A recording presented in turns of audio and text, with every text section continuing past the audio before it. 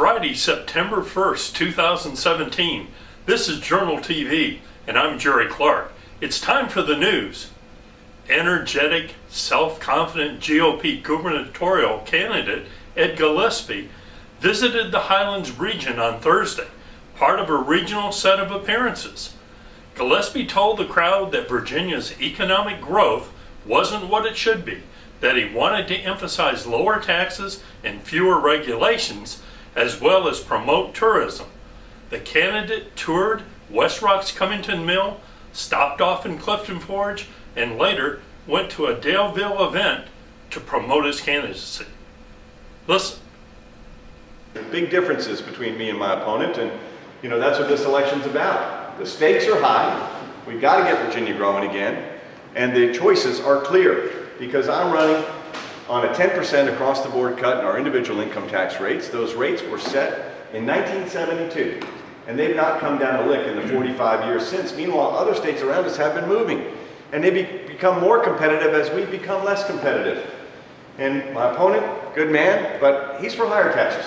And he's voted consistently for higher taxes during his time in office, and we need tax relief in Virginia. We can do it in a responsible manner, phase it in over 3 years, a 10% across the board rate cut, protect spending for critical government functions like education and public safety and transportation.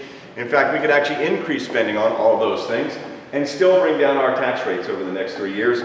And by doing that, we'd make it easier to open a new business in Virginia and expand an existing one. JournalTV interviewed Gillespie shortly before his appearance in Clifton Forge.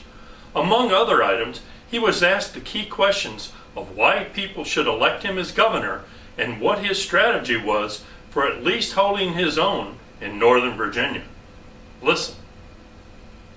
What do you consider the major campaign issue this year? I think it is jobs and the economy, and we've got to increase our economic growth rate here, in particular Alleghany Highlands, but across the state. Our growth rate last year was 0.6%. That is anemic economic growth, hardly any growth at all. We were 39th out of 50 states when it comes to job creation and economic growth, and I believe Virginia should be #1 in the country in economic growth, and I've got plans to get us there. The Iron Gate Town Council voted unanimously not to rename its town hall after the late former mayor Alan Williams, with individuals making brief remarks to the effect that it wouldn't be appropriate. But Town Council member Randy Unruh was far more frank with his opinion. Listen. Everybody in this room probably knows that there was bad blood between me and Alan Williams. And it was. And I was over here many a night, practically every meeting night, for the last 5, 6, 7 years, arguing with that man. Of course, the man done some good, but he done some dishonest stuff. And I called his hand at it many times. And in a way, I hold council responsible for that, because they know he was doing things wrong. And they still know today he did things wrong. But like I say, he done some good, but he done wrong too. And that's just my feelings. I don't want to go any deeper than that. But like I say, he's totally responsible for that lawsuit. Nobody else but him, because he was hard-headed. And we'll be right back.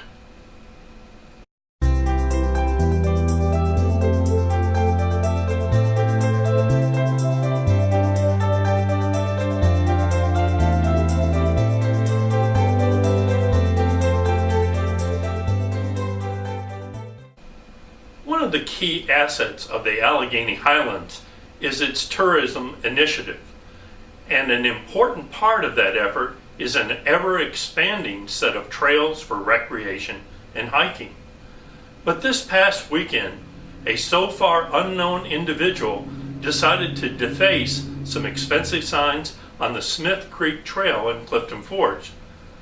Those having any knowledge of this criminal act should call the Clifton Forge Police Department at 863-2513. Two key Botetourt area businesses have stepped up to support DSLCC's big fundraiser event known as Bubbles, Bands, and Brunch, set for September the 10th. Both the Bank of Botetourt and the Bank of Fincastle will help the college raise money for its growing scholarship program. Casey Field will be the scene of the second game of the year for the Covington Cougars. Glenvar is coming to town to take on the Cougars at 7 p.m. tonight. Area officials have received word of a $40,000 grant from the Virginia Building Collaborative Community Program for an industrial site analysis, and Covington officials have been notified that the Appalachian Regional Commission has awarded it a $100,000 grant for an Alleghany County drone zone. The money will be matched with local funds to complete a design, marketing, and business plan. And now a word from our sponsor.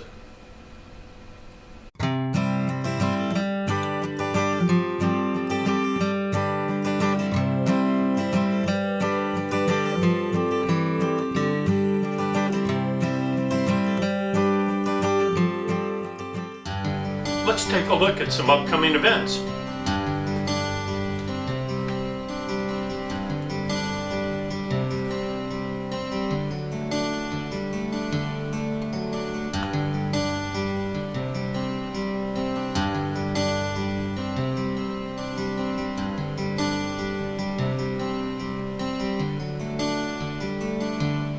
Oddly enough, there have been no new local obituaries posted since our Wednesday show.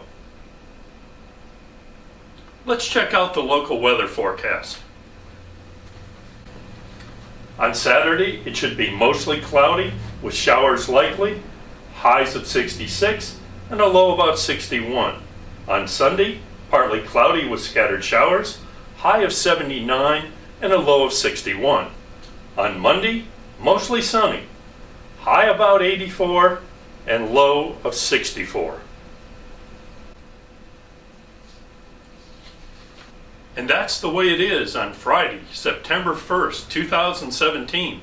More stories, photos, interviews, and other videos are available 24/7, 365 on AlleganyJournal.com, YouTube, and on our soaring Facebook page. Thanks very much for watching Journal TV.